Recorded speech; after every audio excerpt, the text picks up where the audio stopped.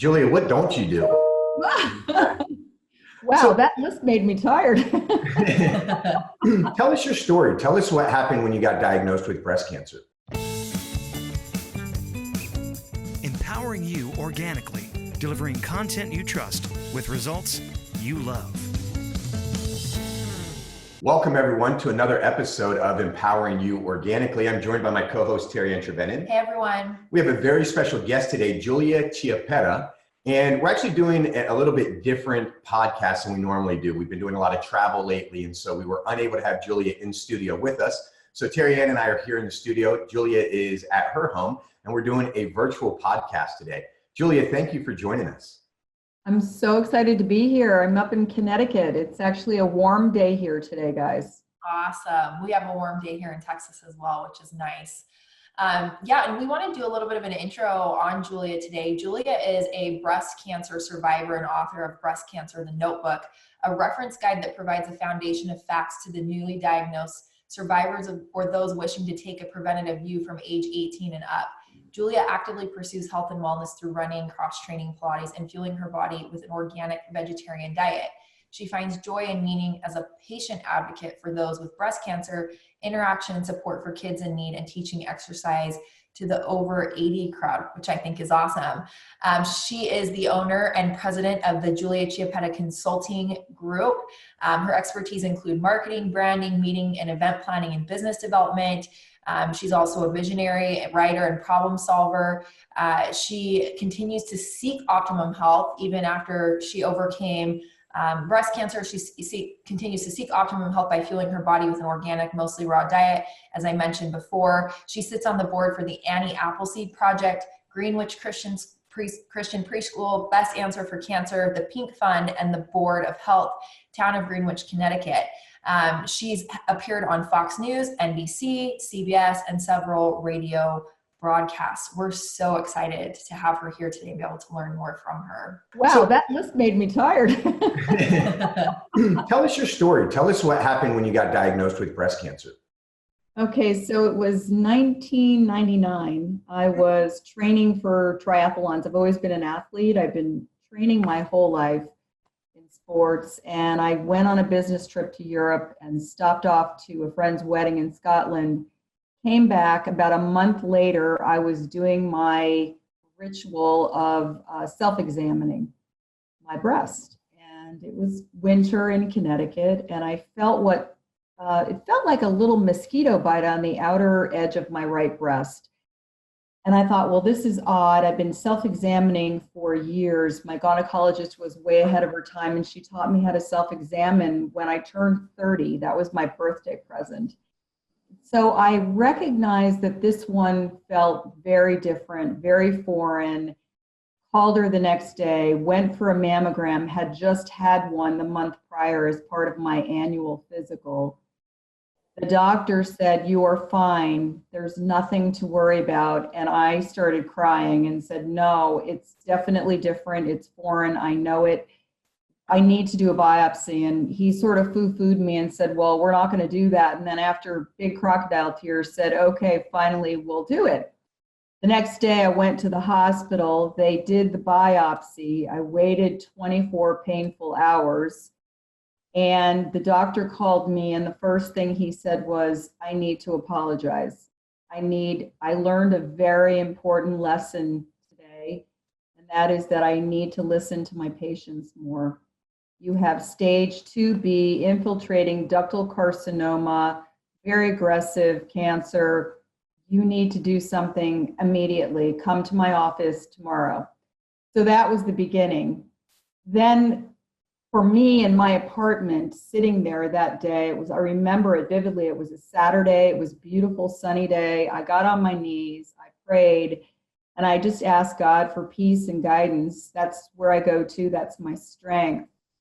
And the phone rang 2 hours later, and it was my cousin who lives in Dallas, who I told the story to, and he said, "I have somebody for you to see, a doctor down here." Next day, I went to my gym, and the gentleman that I met about a year before, who was working for GE, was a scientist and a doctor, told him what was going on. He said, don't worry, we're going to navigate through this maze of alternative medicine together. I'm going to help you to understand what's going on in your body. And, I'm going to help you. I'm going to come alongside of you. And that was like a total blessing from God, because I barely knew him. We had just been training together. So that started my journey. I started doing research. By the time I had my first appointment with the oncologist, I decided that I was going to implement a natural protocol. So how did that look? Well, I cleaned out my entire house. I mean, filled the dumpster at my condo complex. I threw out my microwave, all my makeup, all my food, all my cleaning solutions, some clothing, carpeting, anything that I could sense or feel that was toxic. And I started from scratch, because it was easier for me to do it that way than to try to pick and choose what was good, what wasn't good. So I embarked on this journey that I still follow today. And that includes nutrients, supplements, mostly raw vegan food, wheatgrass, juicing, organic, high nutrient content foods, superfoods, anti-inflammatory diet, alkaline diet. And I'll tell you, it was hard. It was hard. I'm Italian. I was eating pasta and bread and cheese and fish and meat and the typical Mediterranean diet, which in most cases seemed like it was healthy. But I learned that it wasn't for me, for what my body needed. And so how did your family and friends take that? That's a big shift in your life. I know I've experienced really interesting things in my life as I've shifted my health and gone more natural with things in my life. I get interesting reactions from people, but that's like a very drastic life change. Not only to say I've been diagnosed with breast cancer and I'm going to do natural protocols, but then to, basically rip all of these things out of your life and replace them with new things. What was that like for you with family and friends? What was the feedback that you received? Well, at first, I didn't tell any of my family or friends, because they're all Italian and they all want a say. Yep. Yep. I actually heard doctors tell me that I was going to die. Friends of mine told me I was crazy. And so I kept I kept quiet for the most part until I really had the plan implemented, but they all thought I was nuts, that I wouldn't follow the typical protocol. For me, in my own mind, what's drastic is putting chemotherapy in your body. For me, what's drastic is burning my body with radiation, or taking drugs, or puking over a toilet bowl, or losing all of my hair and every healthy cell in my body. So for me, that was more drastic than implementing something completely different. And mind you, that protocol included giving up my 6-figure income, the career that I had built my entire life to succeed at, which involved traveling all over the world, producing events and marketing and branding, and not having a life and not having proper rest, and a lot of stress. I was engaged at the time, and I ended that relationship. That was also toxic.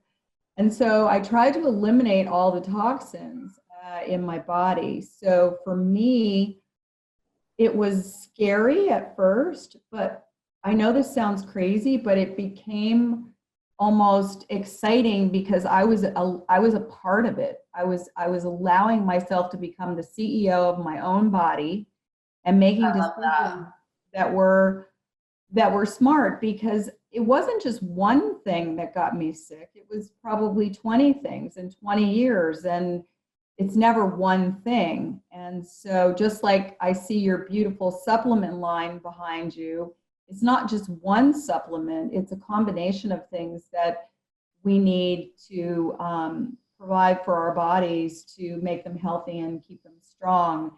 And so for me, I made those decisions based on diagnostics. What was I lacking in? I did all kinds of panels to determine that. So it was a very interesting time, Yeah. So Julia, let me ask, I mean, this was 2000, right? The year 2000, 19 years ago. You know, I started The Truth About Cancer in 2014. We brought a lot more attention to alternative medicine. In 2000, there wasn't a lot of it at that time. You go from eating a regular Mediterranean diet, living a quote unquote normal lifestyle, right? Traveling around, focused on your career, engaged. How did you even make that shift? I mean, when you were up against that decision of, do I go do chemo or do I take this, may I call it crazy route, right? The alternative route, because nobody was thinking that was even an option at that time. Like, how did you get to that point? Because what I really want to do is I want to help people that are listening right now, right? That are up against that decision, and not necessarily cancer, but any kind of disease or any kind of health choice. How did you get there? Well, I got there first with prayer, and I had a total peace in my heart about what I was going to do because I did the research. I spent 3 months researching and uncovering the layers of the onion, so to speak, of the cancer industry, and what was standard protocol, what were the outcomes, what were some of the risks. You don't often hear the risk. I was able to actually look into all the secondary cancers that are a result of primary cancers that are treated with chemo and radiation, and how people become unwell. For me, as an athlete, I just looked at the finish line. I had a vision that I was going to be healthy. I had a peace in my heart that what I was doing was right, so that I could go for it and tackle it. And I think that's really important. You have to have a peace, and you have to make that decision yourself. Often people I speak to are allowing husbands, wives, fathers, mothers, doctors, friends to make those decisions for them, or to say, well, I did this and you should try it. Well, it's not based on that. It's based on science, like what's going on in my body. So I had blood work done, I had testing done to find out what was going on. I had an informed foundation of facts, and then I implemented a completely new way of nurturing my body and healing it. And that was through superfoods, antioxidants, enzymes, vitamins, minerals, nutrients. Wheatgrass at the time was my platform, and I still do wheatgrass pretty much every day. You're right, there was nothing to be found on the internet. I had to really dig deep. So I had the help of this friend of mine, Mark, who was a scientist and had a medical background, who got me into a lot of these websites that you can't really get into unless you have special sign-in privileges. And I was reading abstracts and learning how to read medical jargon and taking notes and going to conferences and watching doctors on videos. There was very few and far between at that point. And then I found the Annie Appleseed Project, whose board I sit on, and Anne Fonfa, who was also similar situation, had started collecting data. And that was about the only website mainstream that I found where I could get information from. But for me, the continuing education was full time. I had to go to the Office of Health and Wellness every morning and look through websites and watch videos and go to conferences. Yeah, and I love one of the things that you said earlier about being the CEO of your own body. I think that's really powerful to touch on, because would you say that it's true that until that diagnosis was staring you in the face, you were just like going through life, going through the motions, and when you realize like my life is technically in jeopardy, people are telling me like, I'm going to die and I have to do these crazy things, and you realize like I have to change drastically, what would you say to people in being a CEO of your own body, in taking control of your health, from what you learned in that moment of having that stare you in the face and feeling like I have to do something about this? Looking back, what would you say to yourself before you got to that point? If you could talk to yourself before that diagnosis about your health, how would you have changed your life before the diagnosis if you could speak to an earlier version of yourself? I would have told myself to not work so many hours, to not put so much pressure on myself to be successful, because it means zero when you hear a cancer diagnosis, to enjoy free time more, to learn how to eat healthy, to understand the immune system and what it really needs. I thought I knew some of this, but I knew zero, really. I was uninformed. It's a shocking thing when you're faced with a cancer diagnosis. But for me, as I said, my foundation was prayer, and God gave me a peace that this was the right path for me. And I used to say to all of my friends, if this is death is 100%, right? If this is the way I'm going to die, then I'm going to control that. I'm going to go to Tuscany, rent a villa, be there until I pass away, somewhere that I love and believe in, and would make me feel happy, and or make decisions that would make me feel happy. Everybody gets so wrapped up in, well, I have cancer, but I'm so busy. I need to do this. But for me, I put all of that aside and just took the time off to get to know what my body needed. So becoming the CEO was a very important job, and it was also very time consuming. Well, I think what's interesting too, a lot of times, and just learn this with the truth about cancer, is when you get that diagnosis, doctors are rushing you into, you need to start chemo tomorrow. Cancer doesn't grow overnight like that. It does not appear in your body overnight like that. And so one thing I love about hearing your story is you took the time to do the research, right? This is your body. This is developed over a certain amount of time, and you took the time to get the blood work done, to make these changes and not feel like you just were pressured into doing something that you weren't 100% with. Can you talk about that? Just about how long it takes for breast cancer to form before you even feel it, and anything else that you've learned along the way. I really want this. I love your story, and I love that you are a survivor naturally. And I want to make sure that we give enough time to our audience to really to have a lot of takeaways here. We have a majority female audience, 40 years and older. And I really want to take this time to educate them on some of the things you learned to help them live a healthier, happier life, and just take care of themselves better. Well, first of all, I never say I'm a survivor or I'm in remission. I always say I'm healed, because it's a mindset. I don't want to give any power over to anything negative, or like the next ball may drop, like I'm in remission and it's been 5 years, but oh my gosh, So I truly and firmly believe that I am healed. And I believe that because I feel it. Because when I started my protocol with all these nutrients and vitamins and this food change, it was really a lifestyle change that I went through. It was like going away on a business trip and having all the plants in your house dry and brittle when you came home because you forgot to water them or have somebody water them. And then suddenly you start watering, and then you start to see a miracle of a little bud, right? Sometimes you have to throw the plant out, but often you see a miracle of a little bud. And that's how my body felt. I felt my body was coming alive. It was awakening. I looked better. My hair looked better. My skin looked better.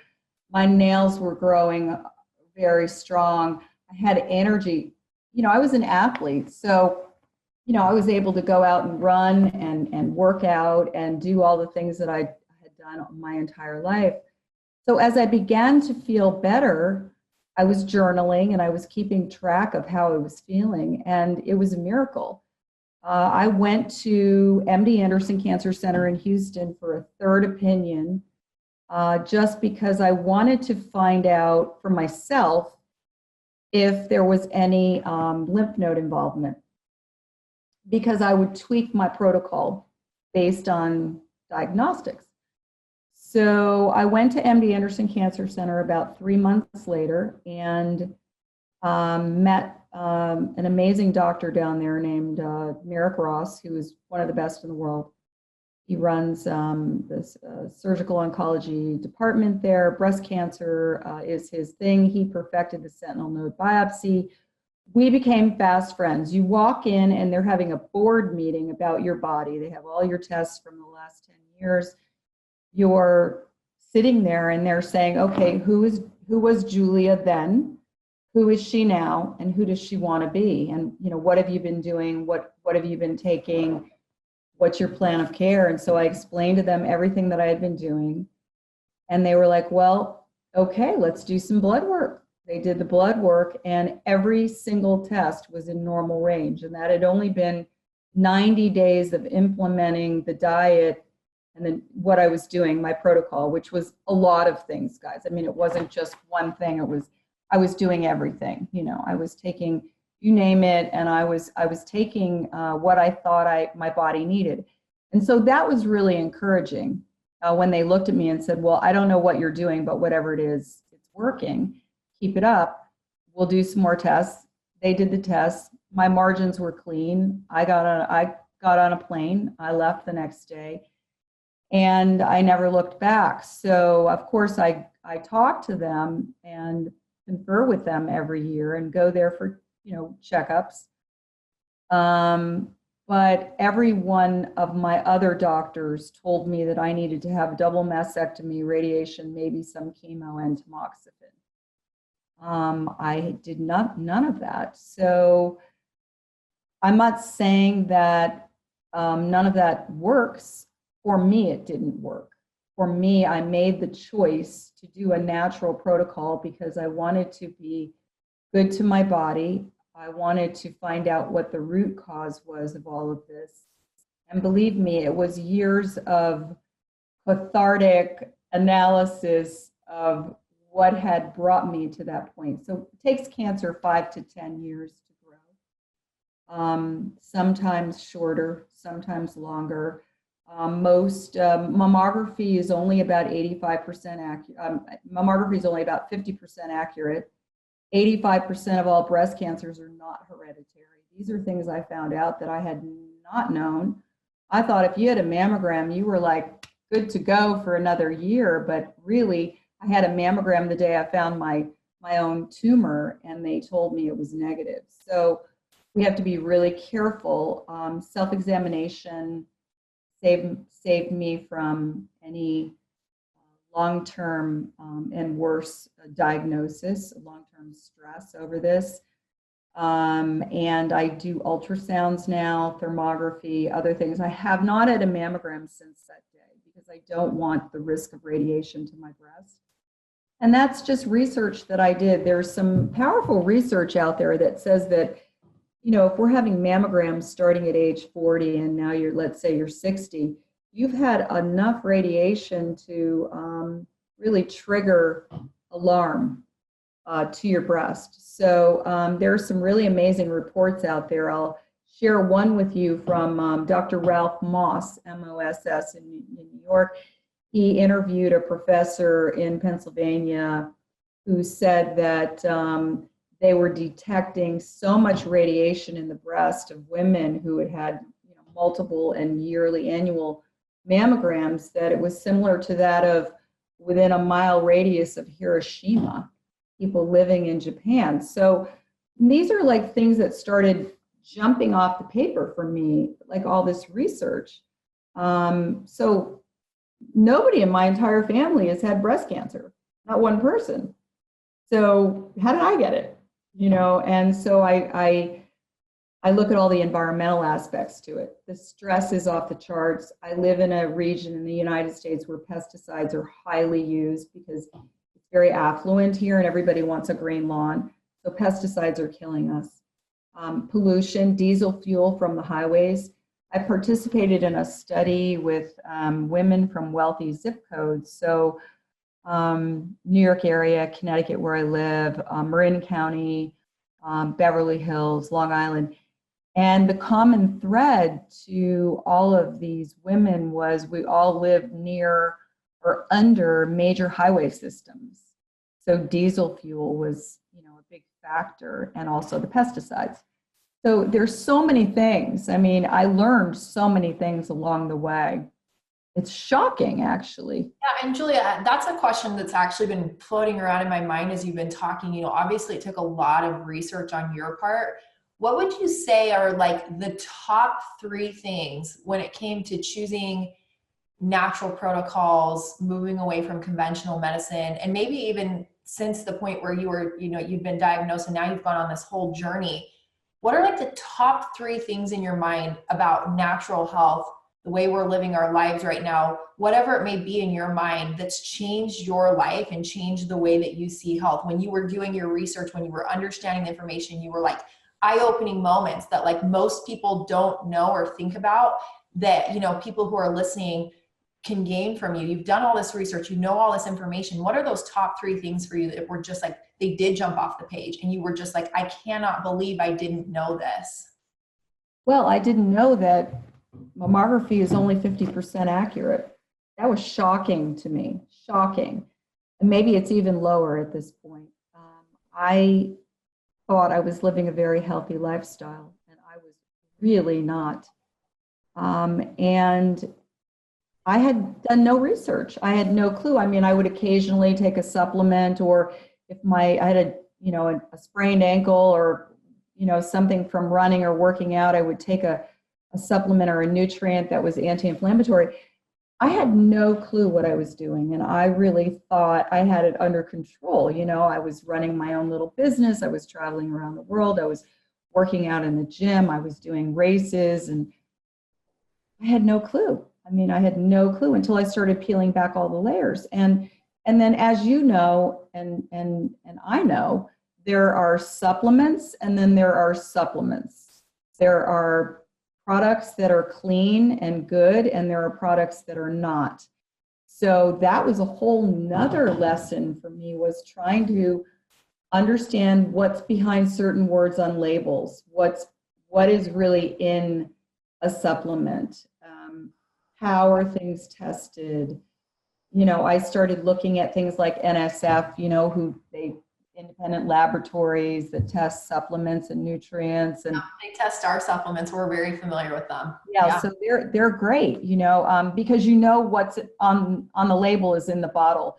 So I found out that there's all kinds of fungus and mold and just, you know, bacterias and things that they use for filling and weight. And so I wanted to make sure that I was taking what my body needed, and to really get what was on the label. That in itself was a huge undertaking in the year 2000. Can you imagine? 2000. There's hardly anything out there. There were I can't imagine. Even now, it's hard for people to get that information. I feel like, and it's more prevalent now, but even still, when we have these conversations with people, they're like, what? They have no idea. And here we are all this time later, but back then I can't even imagine how you got all of that information. It was just not something that was discussed. No, it wasn't. And I met some really great people along the way who really helped me. And I was taking some good, clean products. But I was also doing a lot of it with food. So I was juicing every day. I was doing 3 ounces of wheatgrass a day. I was juicing all day long. Let me just back that all up. First, I had to detox. Now that was interesting. So literally years of all the crazy crap that you're putting into your body when you detox. I had never done that before. As an athlete, who detoxed? Nobody. I was detoxing. I did a 7-day juice and water cleanse. And I can tell you it was shocking, the things that come out of your body. The stuff that's been in there for so years long. that finally comes out. Yeah, and you know, Jonathan, you talk about gut health. I mean, gut health is so important. And, you know, leaky gut syndrome, I had never even heard the word leaky gut until I started doing research. Now, you know, most people still hear that word leaky gut and go, what? What is that? You know, but yeah, so detoxing and then trying to figure out what I was eating, what I was putting in my body, it was really difficult. Now it's so easy because there are great companies like yours and others who provide the most amazing nutrients in their supplements. And so it makes it really easy for me. And yeah, it was hard. It was hard finding good quality products. What would you say? So going back to you saying everyone's the CEO of their own body, I think we all know that, and we've talked about this a lot, our bodies are all unique and individual. So how did you on your journey figure out exactly what it was that your body needed? How did you go on that journey for yourself to understand your own unique body and do for your body what you needed to do to be as healthy as you are now? I found really good doctors who could run panels of blood work for me to figure out where I was deficient, hormone wise, mineral wise. But I was so low in vitamin D. Oh my gosh. I mean, I think I barely had any vitamin D in my body, which has been widely shown to be a risk factor for breast cancer. I'm Italian, so I have, Mediterranean skin. I get even out in the sun, it doesn't penetrate skin with more melatonin very well. So even though I was out running every day, I wasn't really getting a whole lot of conversion. So you learn things like that. But I did diagnostics, and I also did hair analysis. I went to a clinic at the time that was doing some pretty unique things, IV, vitamin C, vitamin Bs, alpha lipoic acid, some really, cutting edge stuff for that time to really get my immune system churning and burning the way that it should. Because I was diagnosed with lupus the same time I was diagnosed with breast cancer. So the protocol is pretty much the same. But lupus is really tricky because there are all these overlapping autoimmune issues assigned to it, and everybody's very different. So it's very important to do diagnostics, not just to walk into a store or go online and say, okay, I'm going to pick this one or that one. You really have to know why you're taking what you're taking and if it's helping you. Now, there's certainly products like your collagen product. I think everybody should be taking collagen after age 30 because we start losing collagen at like age 25. So, there are certain staples that I think are really important. I think everybody should be doing alkaline water. Everybody should be getting 7 or 8 hours rest every night. Everybody should be taking some sort of anti-inflammatory to fight off, everything that comes at us. But then there are other things that I may need that you don't need, and vice versa. And I think that's something I talked about for years, and I don't know how well it's accepted because everybody just wants, like, give me the one pill, give me the one protocol, tell me what I need to do. And it's different for everybody. I mean, I've talked to people that have beaten cancer and healed from cancer with the ketogenic diet, others that have done it through juicing, others that have done it through going completely vegan. And it all depends on your body. And so I love the advice that you give to go get some blood work done, go work with a doctor, go work with a naturopath, go work with anybody that can help you understand what's going on inside your body. I mean, and I'm not saying that this is what I suggest, but there's even places now you can send your blood work, you can take a blood sample and send it off, and they'll send you an email and tell you what's going on. So no longer the days that you have to be affluent to be able to do that, right? Anybody can afford to get blood work done now. Everybody should get blood work, whether you feel 100% healthy or not, get blood work, see what's going on. And so, and I just love that approach that you took of let me find out what's working for me. So what are some other things that you'd like to share with people? I mean, what are some other lessons learned? What are some things that you do right now in your day-to-day life that you find work for you? Well, to your point, being the CEO of your own body, you need to have research and information, right? So it's not just once, it's pretty much every quarter I look at what's going on with my body and how do I feel. And when you do that, you become in tune with what's going on, and you know when something's awry and when you have to tweak or make an adjustment of some kind. So that's really important. And it's full time. It's every day for the rest of your life. So, I hear people say, well, I'm going to have I'm going to cheat today and have a dessert, or I'm going to cheat today and I'm going to have, you know, some white bread, or I'm going to cheat today and I'm going to have a hot fudge sundae and I'm going to. So if you start cheating yourself, you're cheating yourself back to the reason why you got sick. So what's hereditary, and this is a really important point, because what's hereditary is how we manage and live our lives. So how did my great grandmother teach my grandmother, who taught me how to manage life, how to manage stress, how to eat, how to think, you know, how do you react to things?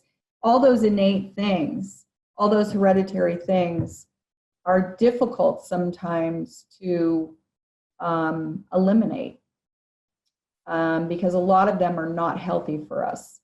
A lot of the things that we think. So putting into your body what's good food-wise, supplement-wise, doing something athletic every day. So I figure out in the morning, when am I going to have time to pray? Where's my time to go out and do a walk or a run?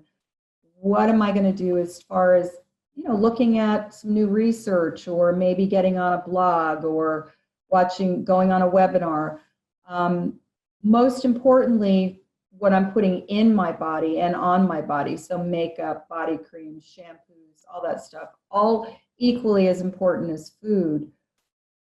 For me, the thing that balances it all out and ties the bow is giving back, doing God's work, helping a friend.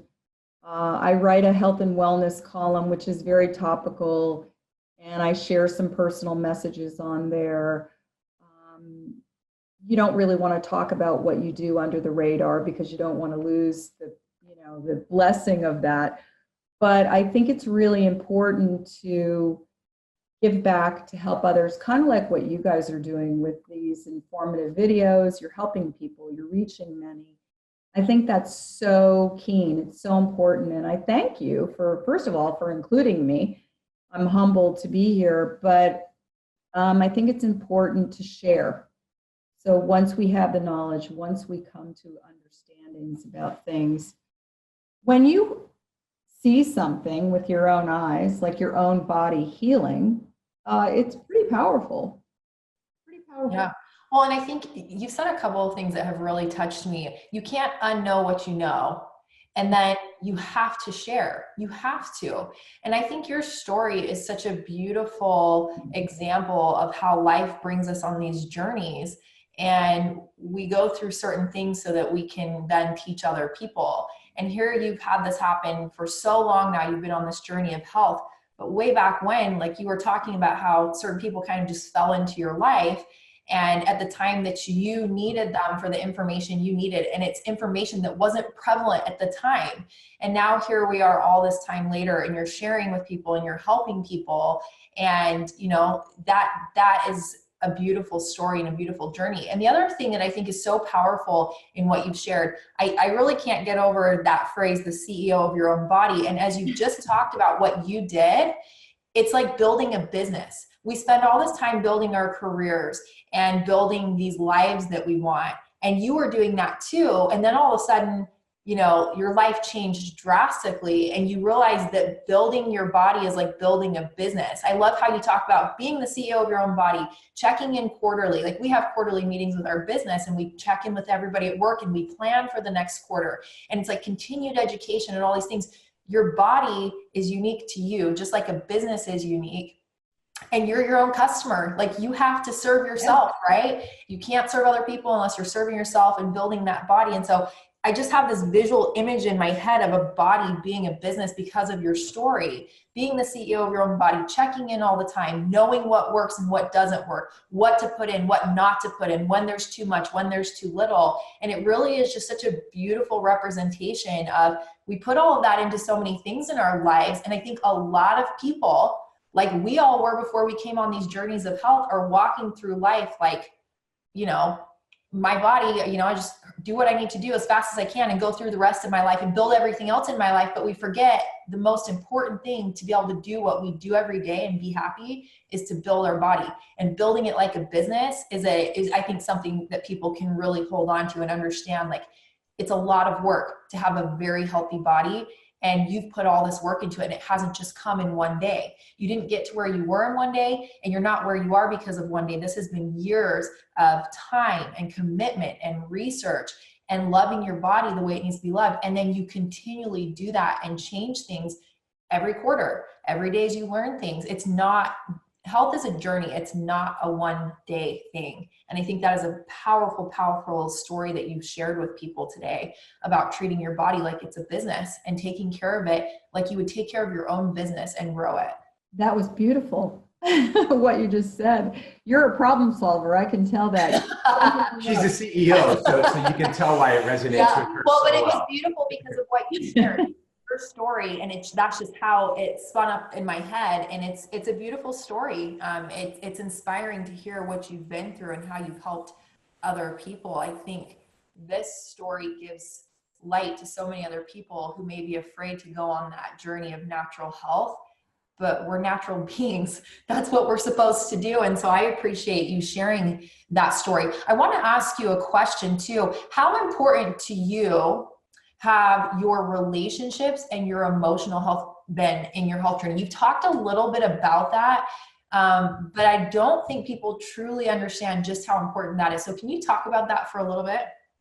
That is critical. It's one of those pieces that everybody seems to forget. When I speak to other men and women who have cancer, they often tell me that there are horrible things going on in their home life. Horrible.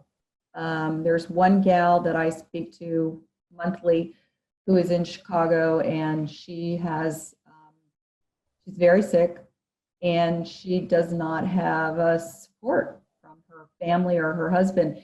So it's very important. For me, it took 2 years for me during the initial journey of changing everything in my life to actually get to flush my brain, to get all that crap out of my brain that was holding me back, the emotional side, the things, the hurt, the pain, the brokenness, the things that I was carrying around with me. Those are really important factors and all part of the reason why I always say you really need to find a peace, a balance, a circle of balance. And that's a very big part of it. And I'm glad you brought that up because, you know, look, all of us are faced with things every single day that affect us. We don't want our cortisol levels going up every 5 minutes, you know, with something shocking or something, you know, somebody angry or whatever it is.